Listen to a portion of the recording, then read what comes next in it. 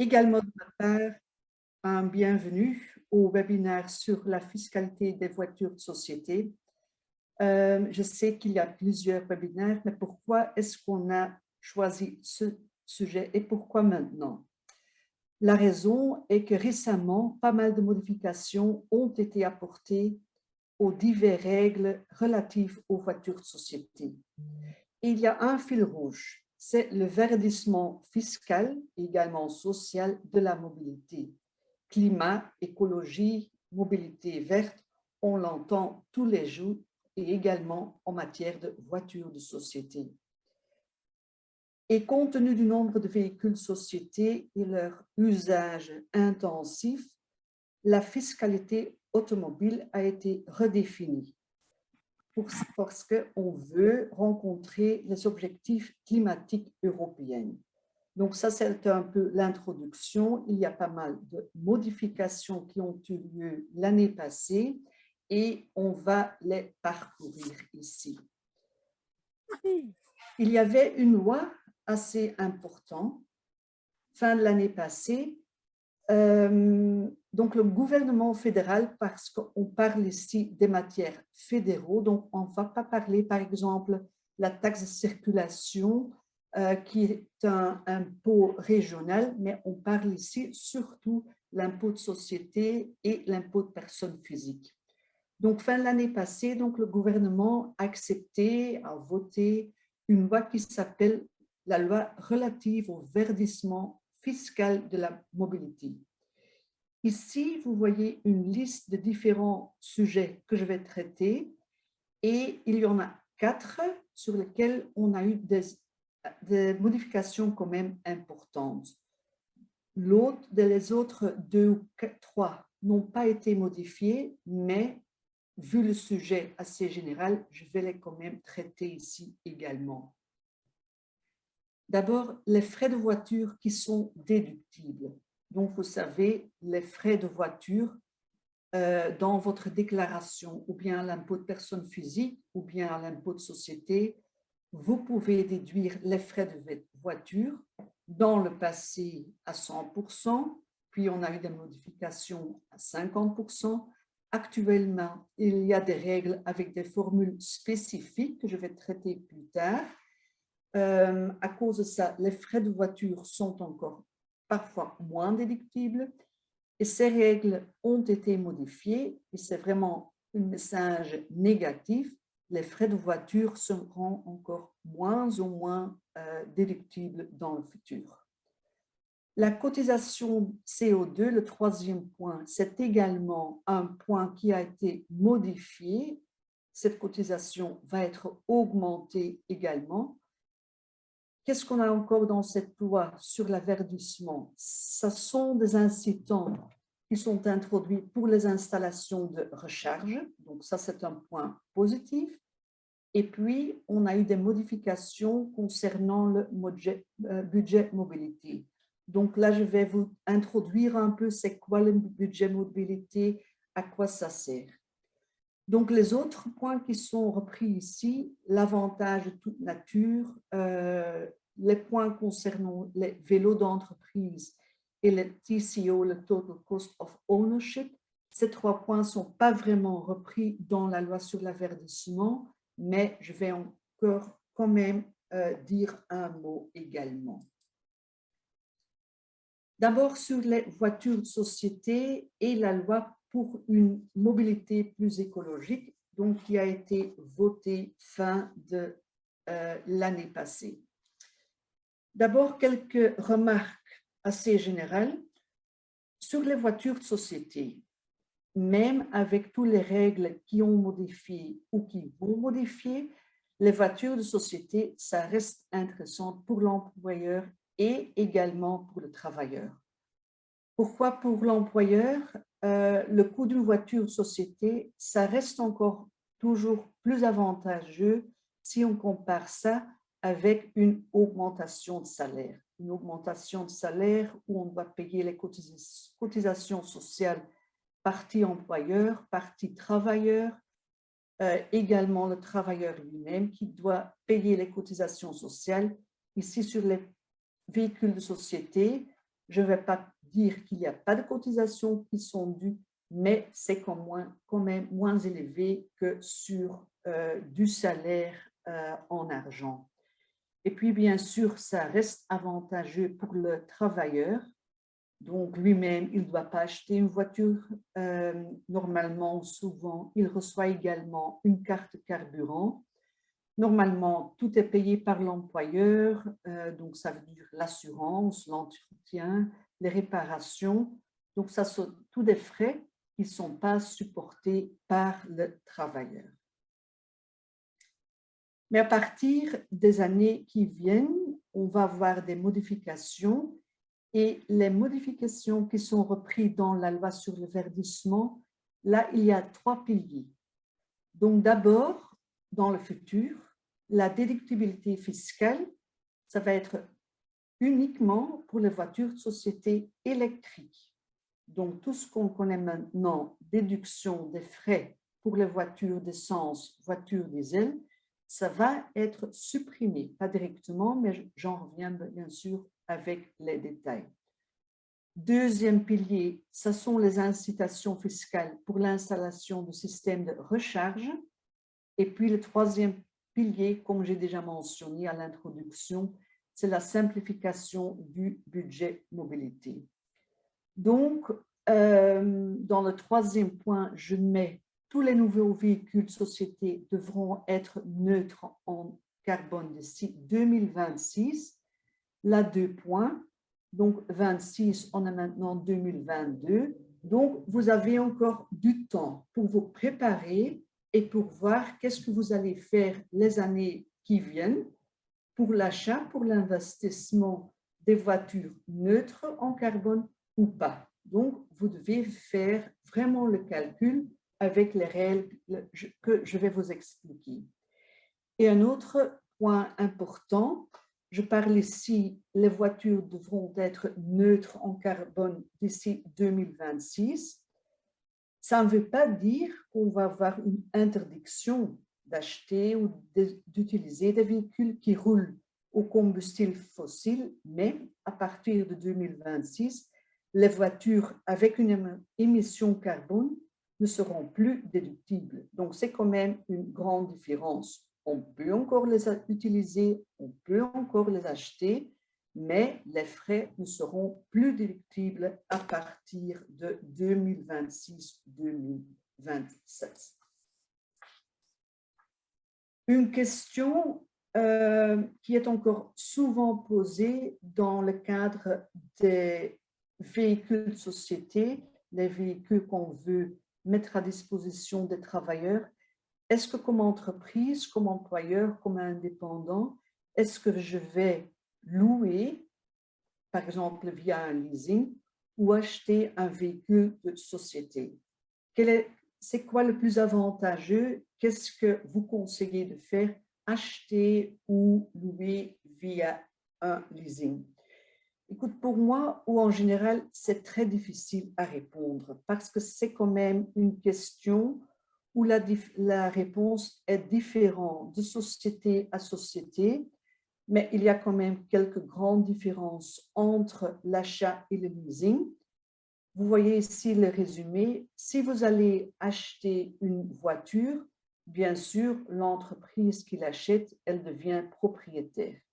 Donc, ça devient un actif au bilan, un actif que vous allez amortir annuel. Donc, le coût est porté sur plusieurs années.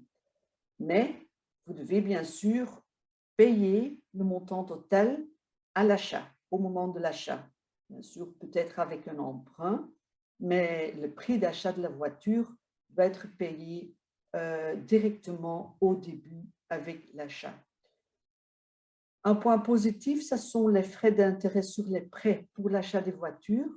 Elles sont et restent déductibles à 100%, donc ça c'est un point positif. Et à la fin, par exemple, après 4 ou 5 ans, vous voulez revendre la voiture, bien sûr, vous allez recevoir des recettes sur la vente. Donc, au moment de la vente, il y a encore un avantage en cash pour la société. Les différences avec le leasing, la société ne bien pas propriétaire, il y a seulement un droit d'utilisation de la voiture, mais vous ne devez pas payer la voiture directement. Donc, vous payez mensuellement une NMDT, donc au niveau situation financière, au niveau de la situation cash de l'entreprise, ça peut être une différence importante. Et en plus, le leasing, administrativement, c'est quand même plus simple parce que normalement, c'est la société de leasing qui s'occupe des points administratifs. Donc, par exemple, l'assurance, l'entretien, le dépannage avec l'achat, toutes ces tâches administratives sont pour la société. Avec un leasing, ça peut être plus simple. Normalement, c'est la société de leasing qui s'en occupe. Avant d'aller en détail sur les modifications, je vais quand même répéter la déduction des frais de voiture. C'est quoi la situation actuelle? Donc, comme je venais de mentionner, dans le passé, un passé déjà loin, on pouvait déduire presque totalement les frais de voiture, puis on a eu des modifications. Actuellement, les frais de voiture sont déductibles suivant un formule. Donc, vous le voyez ici, on doit partir d'un pourcentage de 120%, et là, on doit déduire 1,5% multiplié par un coefficient multiplié par les grammes CO2 par kilomètre. Donc, c'est un calcul assez compliqué, mais vous pouvez retrouver partout sur Internet des formules où on sait le calculer automatiquement, mais quand même pour avoir un peu des infos supplémentaires, ça c'est la formule à utiliser. Il y a deux variables dans cette formule, donc d'abord le coefficient qui est différent, donc le deuxième point, qui est différent de véhicule à véhicule. Donc là, vous devez utiliser le 1 pour des véhicules au moteur diesel, le 0,95 pour des autres véhicules, donc les véhicules d'essence, les hybrides, LPG, biocarburants ou autres, et 0,90 pour les moteurs à gaz naturel. Donc ça, c'est un point de la formule. Et puis le dernier, les grammes CO2 par kilomètre, ça actuellement, c'est le point le plus important où on retrouve la variation entre des véhicules qui sont déductibles, je vais dire à 50%, ou d'autres qui sont déductibles à 100%, c'est surtout les grammes de CO2 par kilomètre.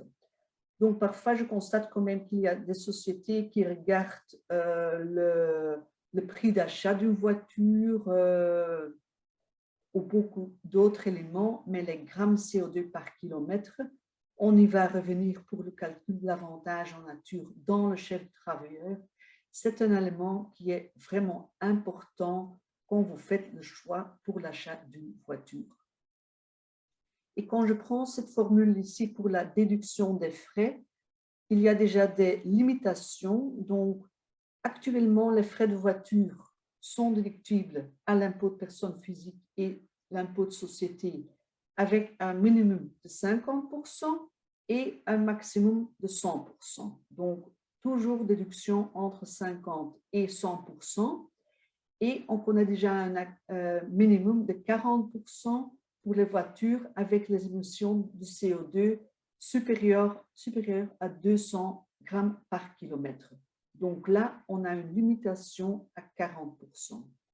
Et puis le point dernier, pour les voitures électriques actuellement, donc ceux sont déductibles toujours à 100%. Dans le passé, c'était à 120%, mais ça c'est déjà supprimé depuis quelques années. Maintenant, pour le futur, quelles sont les règles? Je commence ici par la date d'achat de la voiture qui est déterminante. Ça, c'est vraiment important. Les règles qui vont être applicables dans le futur sont toujours déterminées par la date de l'achat de la voiture. Donc, je vais en revenir avec des exemples, mais si par exemple, vous achetez une nouvelle voiture en 2023, les règles qui sont applicables, le montant qui est déductible en 2023, ces règles restent d'application dans le futur. Donc, même si on a des modifications en 2027, par exemple, c'est seulement pour les voitures que vous allez acheter en 2027. Donc, c'est la date d'achat qui est importante. Je mentionne date d'achat, mais ça peut être également la date du leasing ou la date de location. Par date d'achat, ce n'est pas nécessairement la date à laquelle vous devez propriétaire, mais la date peut également être la date à laquelle vous allez signer le bon de commande. Donc, bon de commande signé en 2026 pour une livraison 2027, ça reste une voiture achetée en 2027. Et puis, les nouvelles règles, vous voyez la distinction qu'on fait entre voiture à essence diesel, voiture entièrement électrique et les véhicules hybrides. Et les nouvelles règles, vous le voyez, il entre en vigueur en différentes phases et donc différence suivant le type de carburant qui est utilisé. Pour les voitures à essence et diesel, donc on a le système actuel qui reste en application jusqu'au 30 juin de l'année prochaine. Puis, on a un deuxième régime pour les acquisitions entre le 1er juillet 2023 et la fin de 2025. Et puis, on a un autre système pour les acquisitions à partir de 2026. Les modifications pour les voitures électriques, là, on a deux systèmes, deux modifications étalées. D'abord, le système actuel va jusqu'au 31 décembre 2025. Et puis, on a le système pour les acquisitions à partir de 2026. Et encore un autre système pour les véhicules hybrides, où on a le système actuel jusqu'à la fin de 2023, des modifications à partir de 2024. Excusez-moi, là, il y a une erreur. Ça doit être régime de 2024. Et puis, on a un système à partir du 1er janvier 2026. Donc, vous voyez déjà la complexité. Les règles ne sont pas simples actuellement et dans le futur, ils vont encore être plus compliqués, surtout jusqu'en 2026 où on arrive à l'introduction à 100% du nouveau système. Pour les voitures à essence, donc ici j'ai trois slides suivant le carburant utilisé. Ici, quand ça concerne les voitures à essence et diesel. Donc, tous ceux qui sont achetés avant le 1er juillet de l'année prochaine, les limites de déduction actuelles restent d'application pour toute la durée d'utilisation. Pour les acquisitions entre 1er juillet 23 et 25, qu'est-ce qu'on a là comme suppression? La formule que j'ai expliquée reste d'application, mais il y a une déduction maximale de 50 et 40%. Ça va être supprimé à partir de 2025. Donc, si suivant la formule, on a une déduction de 15%, par exemple, ça va être une déduction à 15%. Et également, la limite maximale de 100% sera abandonnée, mais progressivement. Donc, vous voyez là la liste 2025, la déductibilité maximale est reportée à 75%, 50% en 2026, 25% en 2027 et puis à 0. Et pour les acquisitions à partir du 1er janvier 2026, il n'y a plus de déductibilité fiscale pour ces voitures à essence et diesel. Un autre système pour les véhicules non polluants, donc normalement les voitures électriques, mais également les voitures hydrogène, donc à zéro émission. Là, ça change à partir du 1er janvier 2026, donc toutes les acquisitions jusqu'à la fin de 2025, tous les frais restent déductibles à 100%. Et puis, on mentionne partout, à partir de 26, la déduction va être limitée, mais jusqu'en 2026, ça reste encore déductible à 100%. C'est pour les véhicules électriques achetés à partir de 2026. Là, vous voyez les pourcentages qui diminuent année en année. Par exemple, un achat en 2028, ça devient déductible à 90%, achat en 2029, 82,5%, en 2030, 75%, et à partir de 2031, les voitures électriques vont être déductibles à 67%.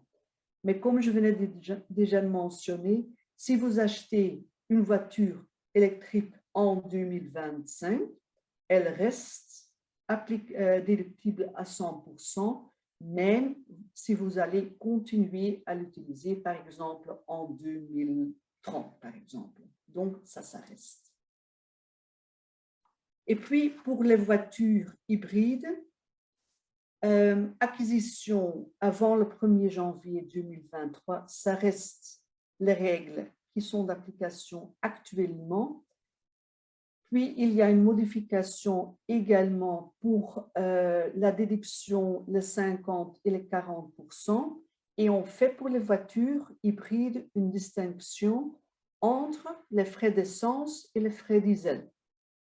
Donc, l'essence et diesel va être déductible limité jusqu'à 50%, mais les frais pour la charge électrique restent déductibles à 100%. Puis pour les acquisitions à partir de 2026, là vous voyez le même système que pour les voitures à essence et diesel. Donc il n'y a plus de déductibilité fiscale non plus pour les voitures hybrides.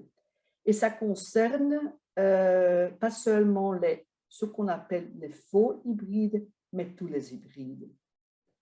Donc, quand même, là également, la suppression des frais à l'impôt de personnes physiques et l'impôt de société. Je sais que c'est assez compliqué, mais sur les 2 slides qui viennent, vous voyez 2 tableaux qui résument les règles suivant les différents systèmes que j'ai expliqués.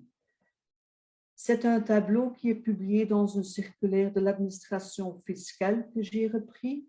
Donc, mais là, vous voyez vraiment voir, écoute, si j'achète par exemple une voiture avec une émission CO2 de par exemple 140, je l'achète dans quelle année, quel est le pourcentage déductible? Vous voyez ça ici dans le tableau. Donc, la première colonne, vous voyez les chiffres pour les émissions grammes par kilomètre de CO2. Donc, d'abord, pour les voitures vraiment polluantes qui ont une émission de plus de 200. Le deuxième rubrique pour ceux qui ont une émission entre 1 et 199 grammes d'émission et puis les voitures électriques, donc avec une émission égale à 0. Deuxième colonne, vous voyez la date de l'achat, location ou leasing, et vous voyez par genre de véhicule les dates d'achat qui sont importantes. Donc, avant 2018, le système actuel, et puis en bas pour les voitures électriques, la différence pour les achats à partir de 26, 27, 28, 29, 30 et 31. Et puis, vous allez les colonnes pour les périodes imposables. Par exemple, actuellement, donc, on est dans l'année 2023 22, par exemple, deuxième colonne que vous voyez ici. Donc là, vous pouvez regarder, actuellement, j'ai un véhicule cette année-ci acheté, par exemple, au 30 juin 2023. Donc, je suis ici dans deuxième barème, déduction entre 100 et 50%, et ça reste, vous voyez ça, pour toutes les années qui viennent. Également, vous voyez ça sur le deuxième slide. On voit ici les montants de déduction jusqu'à l'année 2022. Donc, pour tous les genres de véhicules. Donc, je vous conseille quand même de regarder bien ce tableau avant un nouveau achat d'un véhicule de société. Vous pouvez voir les règles, les pourcentages de déduction pour les voitures. Voilà, je pense qu'avec ces deux tableaux, vous avez un bon résumé. C'est vraiment les chiffres qui sont connus actuellement et qui vont être applicables pour les années qui viennent. Je passe maintenant à une autre rubrique, véhicules de société. J'ai mentionné les montants de déduction. Donc, la partie précédente concernait la déduction dans le chef de l'employeur, donc dans le chef de la société ou même pour des indépendants. Ici, on passe vers la taxation des véhicules de société dans le chef du travailleur. Donc, vous savez, dès qu'il y a une mise à disposition d'une voiture de société à un travailleur, il est taxé sur un avantage de toute nature dès qu'il y a une utilisation privée. Donc, utilisation privée, ça veut dire pour les trajets domicile-lieu de travail ou des trajets vraiment privés pendant les week-ends, par exemple, ou pendant les congés. Ce calcul de l'avantage en nature n'a pas été modifié par la loi, comme j'ai déjà mentionné, mais pourtant cet avantage imposable, par exemple, je pense que vous l'avez déjà constaté, chaque année cet avantage augmente et ça c'est en raison de l'ajustement d'un élément de la formule utilisée pour le calcul de l'avantage. Donc, vous voyez ici comment est calculé l'avantage en nature. La formule ici, c'est la valeur catalogue multipliée par un pourcentage de CO2, multiplié par 6/7 et multiplié par un pourcentage d'âge. Donc, la valeur de catalogue, là, il n'y a pas de modification, ça reste applicable année par année. Le pourcentage d'âge, donc chaque année, le montant de l'avantage diminue un peu parce que, par exemple, pour les voitures qui sont utilisées ou qui ont une ancienneté entre 13 et 24 mois, vous allez appliquer un pourcentage de 94%. À partir du 62e mois, il y a un pourcentage de 70%. Mais ce qui est le plus important et qui est la raison pour laquelle l'avantage de toute nature augmente chaque année, c'est l'indexation annuelle des émissions de référence CO2. Donc, vous voyez là le montant de cette année-ci pour les voitures diesel.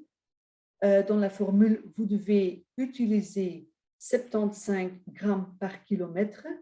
Pour les voitures à essence ou gaz, c'est 91 grammes par kilomètre. Et si on compare ça avec l'année passée, vous voyez pour les voitures diesel, 75 au lieu de 84, pour les voitures à essence, 91 au lieu de 102. Donc, le fait que ce coefficient diminue, quand vous regardez la formule, on doit le multiplier, on doit le déduire dans la formule, vous devez le montant en rouge, ça fait qu'une diminution de ce coefficient de référence, quand ça diminue, l'avantage augmente. Et ça, on voit chaque année, les dernières années, la diminution annuelle de cette coefficient. Et ça, c'est la raison pourquoi les avantages en nature augmentent chaque année. Et comme je venais de mentionner, pour la déduction à l'impôt de personnes physiques aux sociétés, c'est très important de regarder également à l'occasion de l'achat d'une voiture, pour le calcul de l'avantage de toute nature, les émissions CO2 de la voiture.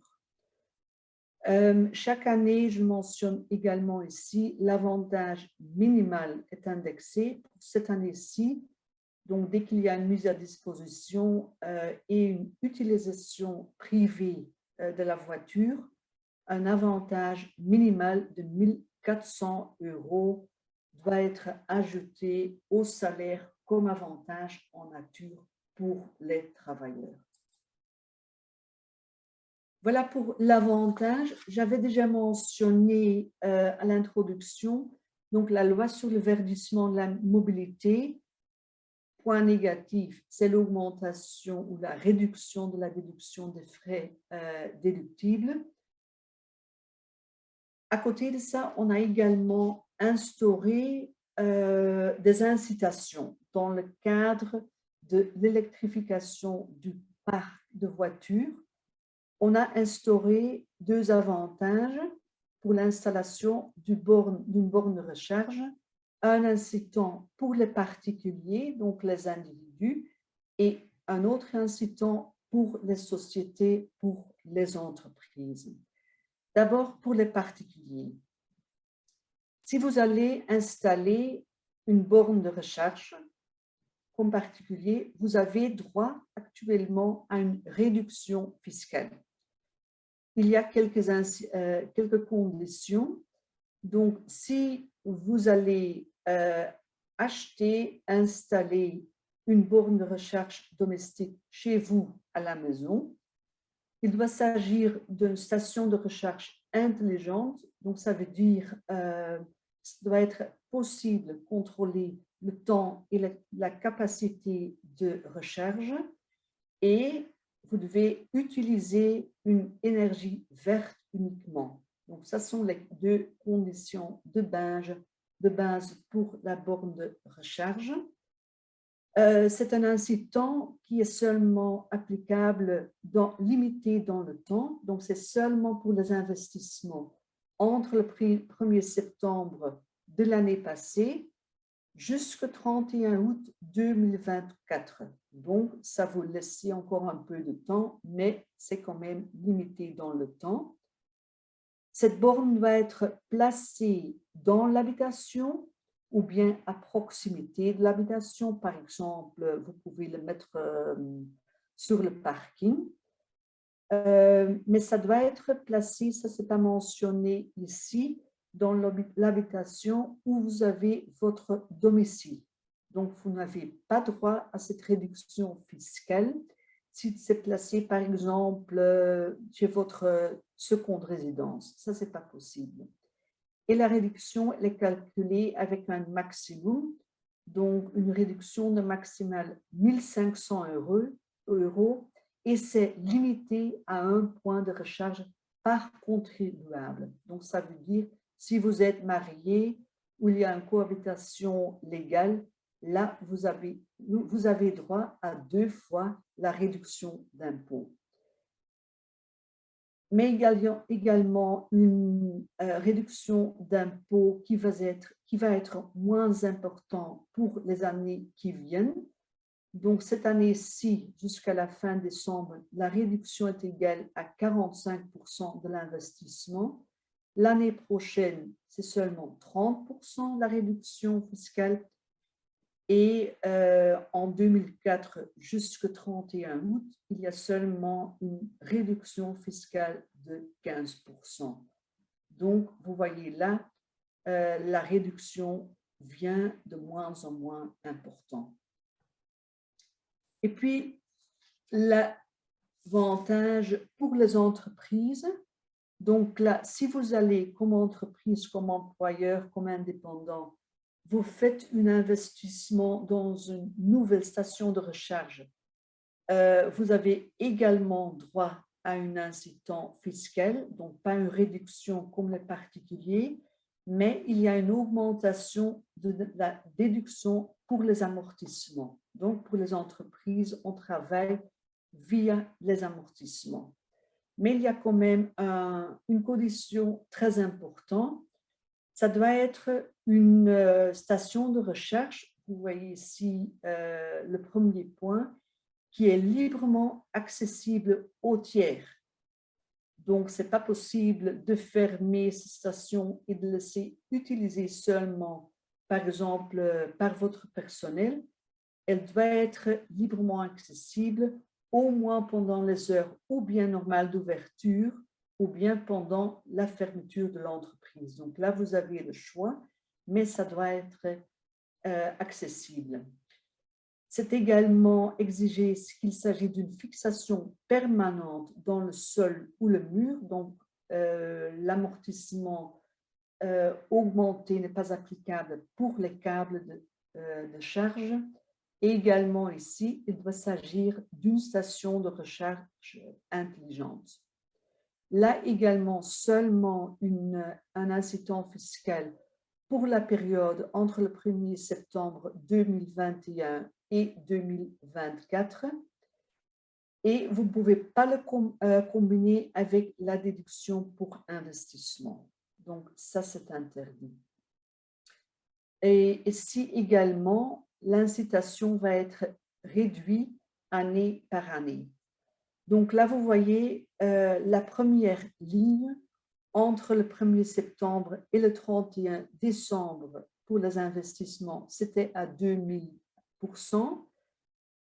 Pour cette année-ci, jusqu'à fin août 2023, 105%, et puis ça va être réduit à 100%, 75% et 67,5%. Ici, je dois ajouter déjà un point, mais ce n'est pas encore définitif. Vous voyez la première ligne, les 200% applicables jusqu'au 31 décembre 2022. Là, actuellement, il y a une proposition de loi qui va modifier cette date et on va le modifier jusqu'au 31 mars de 2023. Donc, la première période va aller jusqu'en 2023 et la deuxième période, de 150%, va être d'application à partir du 1er avril 2023.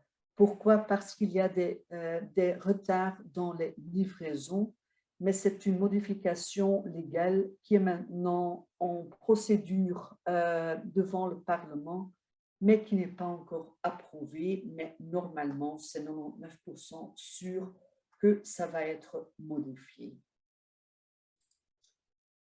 Puis encore un point qui concerne l'installation de recharge, c'est l'application du taux TVA sur l'installation. Si vous, par exemple, comme particulier, vous laissez installer une installation de recharge chez vous à la maison, vous allez normalement recevoir une facture avec une TVA de 21%, mais ici, je ne vais pas parcourir tous les points. Ici, le 6% dans le cadre des travaux de rénovation. Donc, vous savez, s'il y a une maison qui a plus que 10 ans et on laisse effectuer des travaux de rénovation, également pour l'installation d'une installation de recharge, vous pouvez recevoir comme particulier une facture à 6%. Également pour les entreprises, peut-être pour la facturation, c'est important. Si vous allez ou bien placer, c'est votre activité, ou vous laissez installer une installation de recharge, c'est assimilé à un travail immobilier. Donc, ça veut dire que le report de perception est applicable pour ces facturations et pas seulement pour l'installation même, mais également pour le service supplémentaire qui concerne l'installation. Donc, c'est un système de co-contractant qui s'applique. Encore un point concernant les installations de recharge. Si vous allez recevoir une facture avec TVA ou avec report, mais de TVA, il se pose la question, combien de TVA est-ce que moi, comme assujetti, comme société, je peux déduire à la TVA? Donc là, il y a deux aspects. Si vous laissez installer l'installation de recharge, vous allez recevoir une facture pour l'installation. Là, le législateur dit, écoute, l'installation de ce recharge, c'est lié à l'installation électrique, donc ça veut dire une déduction de 100% et pas d'application d'une déduction limitée comme pour les frais de voiture. Maintenant, s'il y a une installation de recharge que vous laissez installer chez votre travailleur parce qu'il dispose d'une voiture électrique et vous dites, écoute, je vais également porter les frais de l'installation de recharge chez vous à la maison, on fait la distinction entre une installation gratuite ou en échange d'une réduction du salaire brut. Donc là, c'est déductible comme les frais de voiture électrique. Si c'est contre-paiement, il y a des sociétés qui demandent à leurs travailleurs, écoute, je veux quand même un remboursement à 100% ou partiellement, alors c'est traité comme une livraison avec TVA et dans ce cas, la TVA est déductible à 100%. Et puis, il y a également, mais là, je ne vais pas entrer en détail parce que c'est vraiment quelque chose où on est encore vraiment au début d'une transformation. Là, on a parfois des questions, quoi avec la consommation de l'électricité? Moi, comme travailleur, j'utilise ma propre électricité pour la recharge de ma voiture électrique. Qu'est-ce qu'on fait avec la déduction de la TVA si l'entreprise rembourse à 100% ou partiellement l'électricité que moi j'utilise à la maison? Ici, comme c'est vraiment une introduction, je ne vais pas entrer en détail. Il y a déjà des règles qui sont établies par l'administration fiscale, mais comme Adrien mentionnait à l'introduction, on va vous envoyer ce PowerPoint et je vais vous transmettre également quelques circulaires de l'administration où toutes les règles qui sont applicables pour la déduction de la TVA, pour l'installation de recharge, pour la consommation d'électricité, ils sont traités plus en détail et je vais vous le fournir parce que c'est vraiment différent de cas par cas. Également, un point qui est traité dans le circulaire et un autre point d'attention, si vous allez rembourser l'utilisation de l'électricité personnelle du travailleur, vous allez le rembourser. Normalement, si c'est pour utilisation privée de cette voiture, il y a un avantage. C'est comme l'utilisation de l'essence. Un travailleur utilise une voiture de société,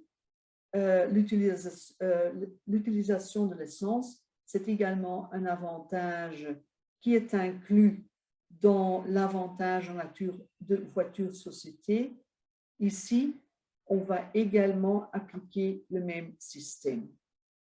Donc, ce sont des règles où on est vraiment encore au début de cette réforme et je suis sûre que les mois et même les années qui viennent, beaucoup de choses là vont encore être clarifiées. Donc, si aujourd'hui, avec cette introduction, toutes les règles ne sont pas encore claires, je vais vous envoyer une information plus détaillée et il y a encore des articles, des détails qui vont être publiés plus tard. Également, quelque chose qui a été modifié dans la loi sur le verdissement, c'est la cotisation de solidarité. Donc, si vous mettez à disposition une voiture de société pour les travailleurs, dès qu'il y a une utilisation privée, ça vous savez, il y a l'obligation pour la société de payer une cotisation de solidarité. Ça également, c'est modifié dans la loi sur le verdissement et il y a également une augmentation. Donc, la formule qui existe actuellement, vous voyez les formules pour les voitures essence, diesel, LPG et gaz, les formules ne vont pas être modifiées, mais on va multiplier les résultats de la formule par un certain facteur à partir du mois de juillet de l'année prochaine. Et vous voyez ici le facteur de multiplication, ça va de 2,25 à une multiplication par 5,5. Donc, c'est vraiment une augmentation très importante pour la cotisation de solidarité à partir du 1er janvier 2027. Et également, la cotisation minimale, elle aussi va être augmentée. Donc, jusqu'en 2024, le montant indexé reste à presque 21 €, mais avec l'indexation de cette année-ci, on arrive à plus que 28 €. Donc, comme je ne connais pas encore les indexations des années prochaines, on peut seulement coordonner les montants non indexés. Mais cette cotisation de solidarité, donc une charge pour vous comme employeur, comme société, ça va augmenter considérablement les années qui viennent. Et puis, je vais encore mentionner un autre point, c'est le budget de mobilité. C'est également traité dans la loi de verdissement, mais je sais qu'actuellement, il y a déjà peu de sociétés qui appliquent déjà le système du budget de mobilité. D'abord, 2 remarques. Quand vous entendez le mot budget de mobilité, vous ne pouvez pas le confondre avec notre indemnité de mobilité. Donc, ce qu'on connaît dans notre secteur indemnité de mobilité, des montants que vous devez payer aux ouvriers pour leur déplacement entre domicile et lieu de travail, là, il n'y a pas de modification, ça reste d'application. Et vous ne pouvez pas le confondre non plus avec ce qu'ont connu quelques années, le système de budget de mobilité Cash for Car. Il y avait quelques années qu'il y avait une possibilité que le travailleur remplaçait la voiture par un montant en cash. Ça, ce n'est pas plus possible, c'est pas accepté par le Cour constitutionnel.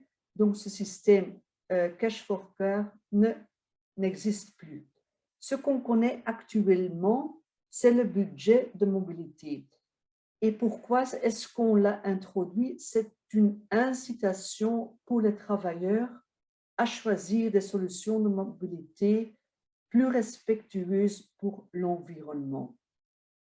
En principe, on laisse le choix aux travailleurs, on les laisse choisir entre une voiture écologique ou des alternatives plus durables.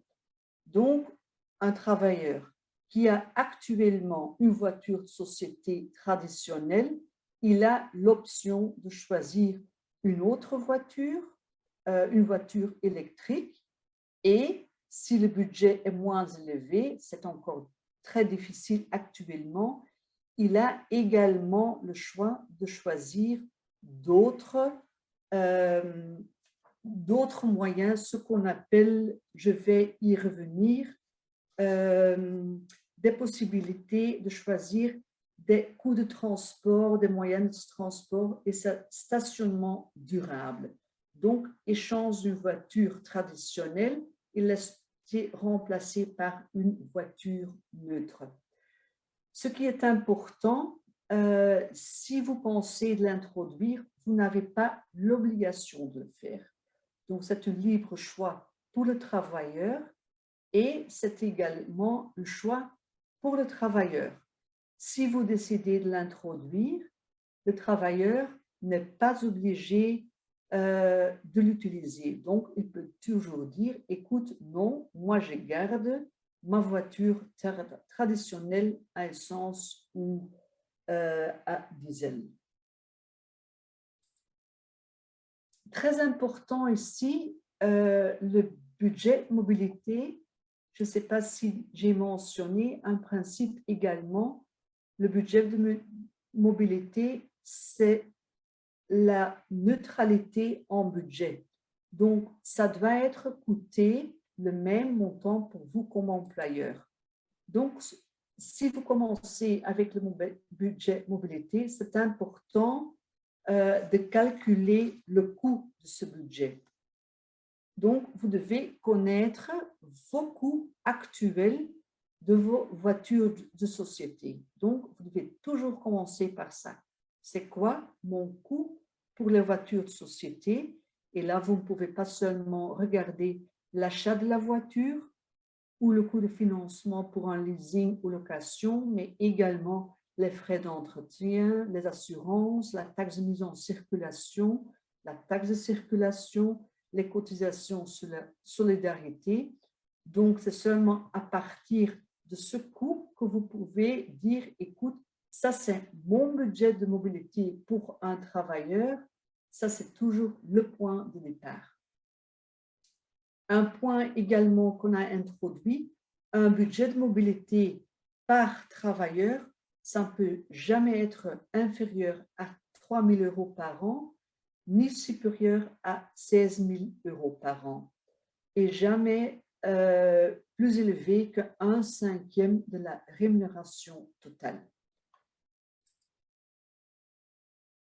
Les 3 piliers que j'ai déjà mentionnés, le pilier 1 dans le budget mobilité, donc c'est le fait que le travailleur va remplacer sa voiture traditionnelle par une voiture électrique. À partir de 2026, donc ça va être une voiture zéro émission parce que seulement ceux-là sont encore déductibles. Et puis, s'il y a un montant qui reste, vous pouvez dire comme employeur, écoute, moi je vais par exemple donner la possibilité d'acheter des équipements obligatoires ou non obligatoires. Par exemple, pour une casque, par exemple. Ça, c'est une forme de mobilité douce où vous pouvez donner la possibilité de donner des bicyclettes, des scooters électriques. Donc, ça, c'est une possibilité que vous avez. Vous pouvez également donner, par exemple, des abonnements sur les transports publics, pas seulement pour les trajets domicile-lieu de travail, mais également d'autres trajets privés. Vous pouvez donner ces abonnements, pas seulement pour le travailleur, mais également pour les autres membres de famille. La possibilité de covoiturage est une possibilité, même des frais de logement. Également, par exemple, c'est possible de donner une prime pour les piétons. Donc, ça, ce sont toutes les possibilités dans le cadre du deuxième pilier. Et si par après, il y a encore une solde qui reste, vous pouvez verser ça en cash aux travailleurs, mais très important, vous devez retenir une cotisation sociale de plus de 38%. Donc ça, c'est quand même un désavantage. C'est pour éviter qu'on va essayer de donner plutôt des montants en cash. Ici, je donne deux exemples du budget mobilité. Par exemple, il y a un travailleur avec une voiture de société. vous avez fait le calcul de cette voiture société qui a presque 10 000 € par an. Vous décidez, écoute, moi je vais introduire le budget de mobilité et il y a des travailleurs qui vont choisir pour une voiture électrique. Actuellement, il va encore choisir normalement pour une voiture plus petite parce que les prix pour les voitures électriques sont encore normalement plus élevés que les autres véhicules. S'il y a un montant qui reste, par exemple, il va choisir pour un abonnement pour le transport public. Et s'il y a encore un montant en cash, ça va être versé. Donc ça, c'est une possibilité.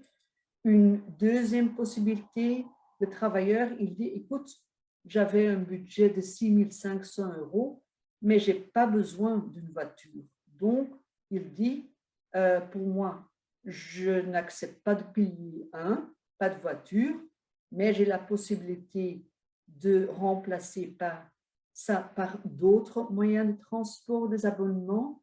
Et puis, il y a une possibilité que pour lui, il reste un budget restant qui est plus élevé que dans le premier exemple. Encore un autre point, là on reçoit souvent des questions, c'est concernant les vélos d'entreprise. Là, on a le même système, on peut dire, ou la même manière de travailler. On connaît tout le système de mettre à disposition une voiture société à un travailleur. Vous pouvez également dire, je vais mettre à disposition un vélo d'entreprise à mon travailleur, mais il y a des différences au niveau de la taxation. Voiture société, taxation d'un avantage en nature, dès qu'il y a une utilisation privée, ce n'est pas le cas avec les vélos. S'il y a une utilisation régulière, ça veut dire 10% ou 22 jours ouvrables que le travailleur utilise le vélo pour les déplacements domicile, lieu de travail, il n'y a aucune limitation pour l'usage privé et il n'y a pas de taxation dans le chef de travailleur d'un avantage en nature. Donc, plus avantageux au niveau fiscal d'une voiture. Et puis, concernant les indemnités kilométriques, là, on reçoit également pas mal de questions le dernier temps. Donc, si vous remboursez les frais kilométriques pour les voitures, là, il y a une exonération, c'est au niveau social et fiscal, jusqu'aux 25 centimes par kilomètre. Ça, c'est l'exonération fiscale et sociale qui existe, mais vous n'êtes pas obligé de payer ces 25 centimes. Dans la commission paritaire 124, vous avez l'obligation de payer 24 centimes par kilomètre et dans la convention collective commission paritaire 200, actuellement, vous avez seulement l'obligation de payer 10 cents, mais ça va être augmenté à partir du 1er juillet. Ce montant de 10 centimes va être augmenté à 20 centimes. Et au niveau de la déduction fiscale, les frais de vélo sont déductibles à 100%, donc également une différence comparée avec les voitures de société. Ici, je mentionne encore le fait du total cost of ownership parce qu'on lit ça actuellement souvent dans des articles.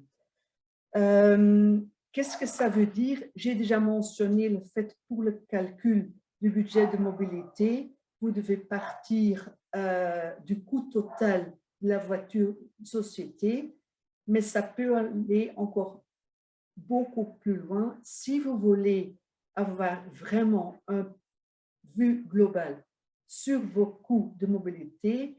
Vous devez faire un calcul, pas seulement de la voiture société, mais également des voitures, des abonnements, par exemple, sur le transport public. Donc, tous les aspects, tous les moyens que vous utilisez dans votre société, vous devez avoir vraiment une vue globale totale des frais qui concernent votre mobilité dans votre société.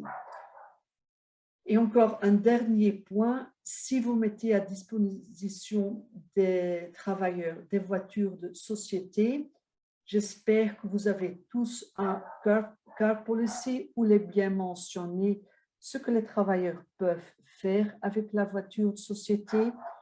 Et si vous allez commencer à acheter des voitures électriques, soyez prudents, normalement, vous devez adapter votre car policy parce qu'il y a d'autres règles qui jouent, par exemple, dans le cadre du chargement de la voiture, quelle infrastructure de recharge à domicile, où est-ce qu'on doit recharger, comment est-ce qu'on va contrôler la recharge, qui paye quoi, par exemple, au niveau de l'électricité. Quoi s'il y a une perte des câbles de recharge, qu'est-ce qu'on va faire quand il y a un travailleur qui quitte et vous avez installé chez lui une installation de recharge. Donc, tous ces points doivent être bien décrits dans votre car policy. Donc, je pense qu'ici, je peux terminer ce webinaire. C'est une introduction générale. Ça va prendre encore des mois, des années pour ce changement, mais comme j'ai dit, je vais vous envoyer déjà ce PowerPoint et 3 circulaires de l'administration, comme quoi vous pouvez relire et lire plus en détail tous ces nouvelles règles. Voilà, Marie-Christine, je ne sais pas s'il y a des questions. Marlène, il n'y a aucune question pour l'instant. Je pense que ta présentation était complète, même si tu parles d'une synthèse. Oui. C'est vrai que c'est une matière très, très, très spécifique et assez technique. Je trouve que ta présentation, enfin, les tableaux, etc., pourront être très utiles à certains dans l'avenir. Je pense que ce sont des slides à garder, à conserver. Et il faut y revenir et poser par rapport à toutes ces informations, cet amas d'informations. Il faudra à un moment donné poser les bonnes questions, mais les cas de chacun sont différents suivant les entreprises, suivant les personnes physiques, suivant le type de véhicule, le type d'activité. Donc, c'est évidemment difficile de répondre à tout. Voilà. Et en tout cas, je te remercie beaucoup pour cette présentation qui est claire. Enfin, pour moi, je sais que ce n'est pas évident, mais on est en tout cas à la disposition de toutes les personnes qui ont participé à ce webinaire pour répondre à leurs questions, soit directement dans les chambres locales, soit en retournant vers Marlène Poré, qui est notre spécialiste en matière de fiscalité. Merci beaucoup à tous pour votre participation et d'avoir tenu jusqu'au bout pour écouter cette matière. Et je vous souhaite une très, très bonne soirée. Et encore merci, Marlène. De rien. Bonne soirée. Bonne soirée.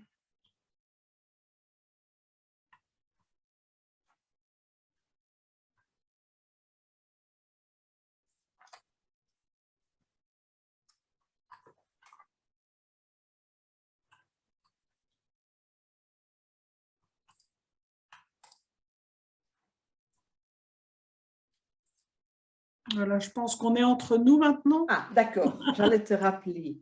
Je sais que c'est complexe. Je pense qu'il n'y en a pas qui ont suivi jusqu'à la fin et je le comprends. Mais comme j'ai dit plusieurs fois, c'est une introduction, peut-être compliquée comme introduction, mais avec la documentation, ils vont savoir, écoute, on doit réfléchir. C'est complexe, c'est compliqué. On a les différents chapitres, les différents titres. Oui. Ce n'est pas seulement déduction, on a cotisation, on a avantage. Donc, je sais que c'est complexe, mais il y a beaucoup, surtout les petites sociétés, qui ne savent pas encore que c'est complexe. Mais je pense que ta synthèse est très bien faite, Marlène, parce que Moi, je t'avoue que j'ai déjà suivi des séminaires de 8 heures sur une journée sur la matière. Oui, C'est de la matière très, très spécifique. Et chaque fois que j'ai un cas particulier, je dois retourner dans des notes ou je dois oui, retourner voilà. vers une circulaire ou vers autre chose parce qu'on ne sait pas emmagasiner les déductions du passé Non, et celles du futur et celles on ne du sait pas le présent. faire. On On ne sait doit pas le vraiment faire. travailler Voilà. avec des tableaux, dates d'achat et puis regarder parce Oui. que c'est impossible de le répéter ou répondre en deux. Mais tu as une voiture comme ça achetée cette année. Ah, ça c'est pour tout le Oui. monde. C'est trop compliqué. Oui, c'est ça. Et puis les CO2 vont évoluer, ils vont sans doute Voilà, diminuer voilà. sur le modèle de voiture. Oui, oui, oui, oui. Enfin, est-ce qu'on aura vraiment en 2026 un parc automobile électrique suffisant pour répondre hein? Est-ce qu'on aura de Qu'est-ce qu'on va l'électricité faire après 2031? On peut donner Oui, maintenant, voilà, à partir de, mais comme on a vu toutes les réformes les dernières années, est-ce que ça va rester ou pas? oui, et puis des prolongations de délai d'entrée en Voilà, vigueur, ça, oui, on en a connu aussi. Hein, donc, voilà. voilà, mais c'est très bien. OK. Et voilà, si les participants ont eu l'attention attirée sur certains points, dans leur cas particulier, ben c'est très bien. On verra Ça si on va. a des questions dans les jours à venir. Dans les jours, oui, mais je suis absente les 3 jours qui viennent. Pour moi, D'accord. il y a le long week-end qui commence. Tu l'auras bien mérité, Je vais Marie-Hélène. encore vous envoyer maintenant le slide avec les 3 circulaires. Comme Oui. ça, vous faites ce D'accord. que vous voulez, envoyez seulement le PowerPoint ou moi je conseille, ça sont des publications officielles. Oui. Ceux qui veulent vérifier ou faire des recherches, ils ont la documentation. Ça va? D'accord. Parfait. Merci, Marie-Hélène. Salut, bonne soirée. Bonne soirée. Au revoir. Merci, au revoir.